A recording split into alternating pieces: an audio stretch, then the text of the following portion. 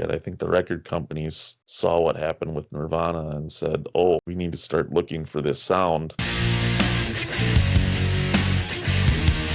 But that also means this money that we're going to shell out to these other bands that we've been supporting, we're going to tell them, you guys want to go out on tour, you're paying for it yourselves. We're not giving you any money. So instead of going to 10,000 people seat arenas, they're trying to play in arenas that only have 1,500 people in them. It kind of vanished and went kaput. And I know grunge gets a lot of the blame for that, but having so many of those bands in the LA music scene at that time that were starting to get there because they were seeing all these bands before them be successful, they were starting to copycat each other, and some of the quality of the music for some of those bands was starting to go south a little bit, and they kind of cannibalized themselves a little bit. Grunge helped push it in a direction, but the other one I don't hear a lot get the same type of, blame for that music disappearing, that probably shares just as much blame as Nirvana does, is Garth Brooks and that crossover country sound that became super huge in the 90s. Don't tell my heart, my aching, breaking heart. The new country kind of was that.